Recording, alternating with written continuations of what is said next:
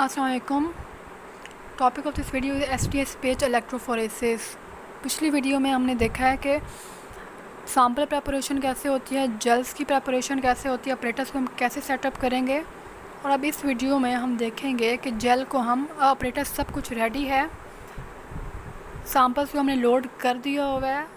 अब जेल को हम कैसे रन करेंगे। जेल को रन करने के लिए सबसे पहले हम वोल्टेज देना स्टार्ट कर देंगे। जब इलेक्ट्रिक करंट देंगे तो इलेक्ट्रिक करंट कंडक्ट होगा रनिंग बफर में से। जब रनिंग बफर में से करंट कंडक्ट होगा तो रनिंग बफर ही उस करंट को जेल्स तक पास करेगा, और जेल्स में से जब पास करेगा तो जेल्स में जो सैंपल हैं वो इलेक्ट्रिक करंट के अंडर इन्फ्लुएंस मूव करना स्टार्ट कर देंगे, रन करना स्टार्ट कर देंगे। ये हमारे पास टैंक या प्लेट्स, ये हमारे पास है रिजॉल्विंग जेल। यहाँ तक ये सारी की सारी रिजॉल्विंग जेल है, ये यहाँ पर सारी की सारी स्टैकिंग जेल है, और ये हमारे पास वेल्स हैं। पहले में हमने अपना प्रोटीन मार्कर डाला हुआ है, और ये जो दूसरे दो वेल्स हैं इसमें हमारे पास सैंपल है। सैंपल किस कौन से हैं? STS प्रोटीन कॉम्प्लेक्स से हैं। मीन्स के प्रोटीन के ऊपर STS है, ओवरऑल प्रोटीन के ऊपर नेगेटिव चार्ज है, और इसमें हमने ट्रेस HCl ऐड किया हुआ है जो pH 6.8 को मेंटेन कर रहा है। इसके अलावा जो इसमें HCl है वो क्लोराइड आयंस भी प्रोवाइड करेगा। स्टैकिंग जेल की जो pH है वो 6.8 है। रिजॉल्विंग जेल की जो pH है वो 8.8 है। स्टैकिंग जेल में पॉलीएक्रिलामाइड की कंसंट्रेशन कम है। कम मीन्स इसमें पोर साइज़ ज़्यादा है, लार्जर पोर साइज़ है। रिजॉल्विंग जेल में एक्रिलामाइड की कंसंट्रेशन ज़्यादा है, इट मीन्स ज़्यादा कंसंट्रेटेड है, पोर साइज़ कम है। और जो हमारे पास बफर है वो हमारे पास ट्रेस ग्लिसरीन का है, और इसकी pH 8.3 है। आप यहाँ पे pH का डिफरेंस देख लें।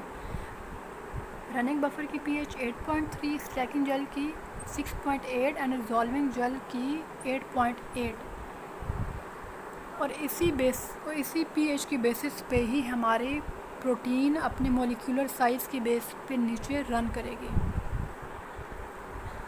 सबसे पहले हम देखेंगे कि ज्वेटर आयन क्या होता है। जो हमारे पास ग्लाइसिन है,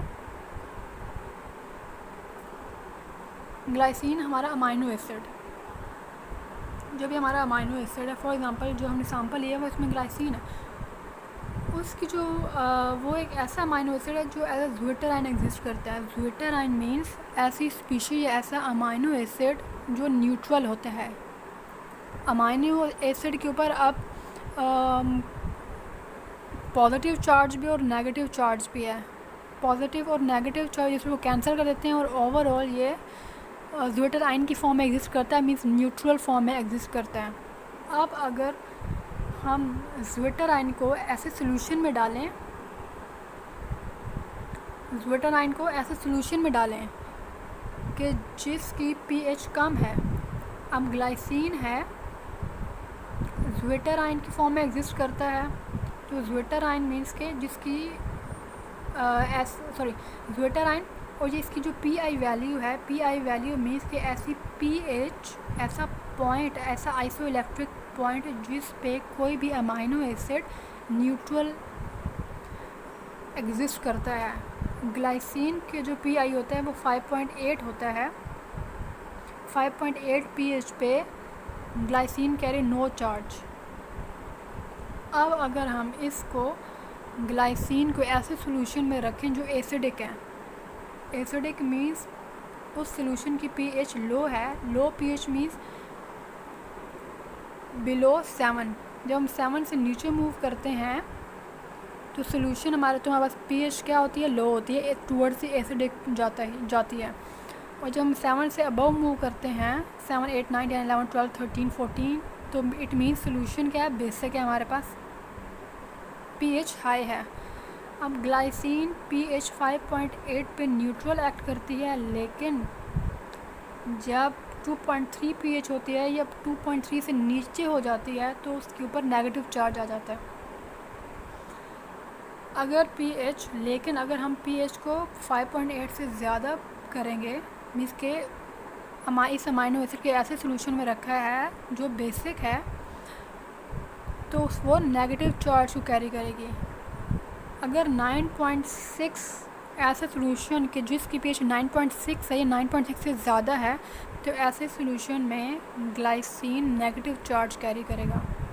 5.8 पे नो चार्ज, लेकिन जब 2.3 या 2.3 से कम होगा तो इसके ओवरऑल पॉजिटिव चार्ज आ जाएगा। और जब 9.6 ऐसे सोल्यूशन जिसकी pH 9.6 है या 9.6 से ज़्यादा है, तो उसके ऊपर नेट नेगेटिव चार्ज हम कहेंगे कि उसके ऊपर नेट नेगेटिव चार्ज है। लेकिन अगर 5.8 से थोड़ा सा ज़्यादा है, 5.8, 6.8 इस रेंज थोड़ा सा ज़्यादा हो रहा है, तो इट मीन्स उसके ऊपर ओवरऑल पॉजिटिव चार्ज नहीं है, बट स्लाइटली वो पॉजिटिव है। अगर 5.8 से नीचे है 4.8, तो इसके ऊपर स्लाइटली पॉजिटिव चार्ज। अगर 5.8 से थोड़ा ज़्यादा है, 6.8 है, 7.8 है, तो मीन्स स्लाइटली नेगेटिव है, पूरा नेगेटिव नहीं। पूरा नेगेटिव कब होगा? जब 9.6 या 9.6 से ज़्यादा pH होगी। और पूरा पॉजिटिव तब होगा जब 2.3 या 2.3 से कम होगा। तो जब हमारे पास अब क्लोराइड के ऊपर क्या नेगेटिव चार्ज है, वो सबसे आगे मूव करेगा, सबसे पहले मूव करेगा। उसके बाद STS protein complex, second position पे एसटीएस प्रोटीन कॉम्प्लेक्स होगा। प्रोटीन के ऊपर नेगेटिव चार्ज है बिकॉज ऑफ द एसटीएस। और सबसे एंड पे हमारे पास ग्लाइसिन मूव करेगी, क्योंकि हमारे पास ट्रैकिंग जेल की जो pH है वो 6.8 है। ग्लाइसिन न्यूट्रल होती है 5.8 पे, लेकिन अब 6.8 pH में जब ऐसे सोल्यूशन में रखा है जिसकी pH 6.8 है, मीन्स कि वो बेसिक pH के सोल्यूशन में है, तो उसके ऊपर स्लाइटली नेगेटिव चार्ज आ जाएगा। स्लाइटली नेगेटिव मीन्स कि वो डीप्रोटोनेटेड हो गया, उसमें से हाइड्रोजन आयंस निकल गए हैं, पॉजिटिव आयंस निकल गए हैं, और थोड़ा सा नेगेटिव चार्ज ज़्यादा आ गया उसके ऊपर। जब नेगेटिव चार्ज आएगा तो वो मूव करना स्टार्ट कर देगा टूवर्ड्स दी एनोड। अब जब यहाँ पे अब स्टैकिंग जेल है, प्रोटीन का सैंपल स्टैक हो गया between glycerine and chlorine, stack हो गया, उसके अंदर आ गया है।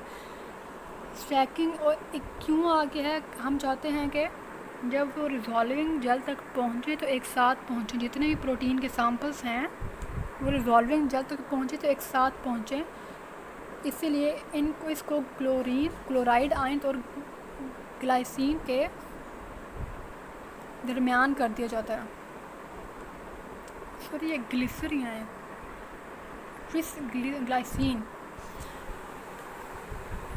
फिर जब ये रिजॉल्विंग जेल तक पहुँचेगा तो रिजॉल्विंग जेल की pH 8.8 है, मीन्स कि अब ये मोर टुवर्ड्स 9.6 है, ज़्यादा डीप्रोटोनेटेड हो गई है, ज़्यादा नेगेटिव चार्ज आ गया है। तो क्लोराइड आयन की पोजीशन जो सबसे आगे ही होगी, लेकिन ग्लाइसिन क्या होगी, या ग्लिसरीन, सॉरी ये ग्लिसरीन है, जो ग्लिसरीन होगी वो आगे सेकंड नंबर पे आ जाएगी। और जो हमारे पास एसटीएस प्रोटीन है वो थर्ड नंबर पे आ जाएगा। यहाँ पे क्या है 1 2 3, यहाँ पे भी आपने ऑर्डर देख लेना है, यहाँ पे भी आपने ऑर्डर देख लेना, pH ज़्यादा हो जाएगी जब। तो इस तरह से हमारे पास प्रोटीन यहाँ पे मूव करेगी। अब यहाँ पे जो मूवमेंट होगी उसकी मॉलिक्यूलर साइज़ की बेस पे जिस छोटे मॉलिक्यूलर वेट होगा वो आगे, बड़े वाला पीछे, और सबसे बड़े वाला पीछे मूव करेगा। ये हमने सैंपल्स को लोड कर दिया इसमें, तो यहाँ पे ये हमारे पास ये जो बैंड्स हैं ये मार्कर प्रोटीन के हैं। इन मार्कर प्रोटीन के बैंड्स की से ही कंपैरिजन करते हुए हम अपने सैंपल में जो प्रोटीन या अमाइनो एसिड है उसके मॉलिक्यूलर वेट का अंदाज़ा लगाएंगे। और और ये स्टेन करने के बाद ये बैंड्स नज़र आए। स्टेन हम कैसे करते हैं, क्रोमेसी ब्लू स्टेनिंग के थ्रू हम जब इलेक्ट्रोफोरेसिस हो गई है, जब हमारे पास जो फ्रैगमेंट्स हैं वो जेल तक नीचे तक आ गए हैं, तो अपने फ़ौरन इलेक्ट्रो करंट बंद कर देना ताकि वो जेल से बहुत नीचे ना चले जाएं। उसके बाद आपने प्लेट्स को रिमूव करना है, उसमें से जेल को निकालना है, जेल को स्टेन करना है with Coomassie brilliant blue R250 stain. ये पॉपुलर स्टेन है, एनानिक डाई है and it non specifically binds to the protein. ये पूरे का पूरा जब हम एक पेट्री डिश लेते हैं, उसको फिल करते हैं स्टेन से और उसके अंदर जेल रख देते हैं, या जेल पहले रख देते हैं, उसके अंदर स्टेन डाल दिया, ज़्यादा से ज़्यादा सारे के सारे उसे फिल कर दिया। उसके बाद हम 15 मिनट 30 मिनट उसको इसमें रखते हैं, या ऑलमोस्ट 2 to 4 आवर्स तक भी हम रखते हैं। फिर हमने जो बाकी हमारे पास जो एक्स्ट्रा स्टेन है उसको पुर आउट कर दिया, उसको निकाल दिया।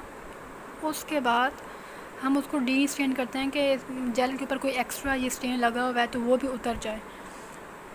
उसके लिए हम डी स्टेनिंग डाई को यूज़ करते हैं, जेल से उसको वॉश करते हैं, हर 15 मिनट बाद वॉश करते हैं ताकि अच्छी तरह जो एक्स्ट्रा स्टेन है वो रिमूव हो जाए। जब अच्छी तरह एक्स्ट्रा स्टेन रिमूव हो जाएगा तो हमें बैंड्स अच्छी तरह नज़र आ जाएंगे, जेल हमारे पास क्लियर हो जाती है। स्टेनिंग ऊपर क्रोमेसी ब्लू स्टेन डालने से हमारी जेल पूरी की पूरी ब्लू हो जाती है। तो जब हम डी स्टेन करेंगे तो जेल हमारे पास हल्की हल्की ब्लू होती है, सारा ऊपर जो एक्स्ट्रा स्टेन होता है वो निकल जाता है। अब हम बैंड्स को देख सकते हैं और उससे उन बैंड्स और प्रोटीन मार्कर के बैंड से कंपैरिजन करते हुए जो हमारे पास सैम्पल में अमाइनो एसिड उनके मोलिकुलर वेट का अंदाज़ा लगा सकते हैं। कोई भी क्वेश्चन है तो आप मुझसे पूछ सकते हैं। Thank you.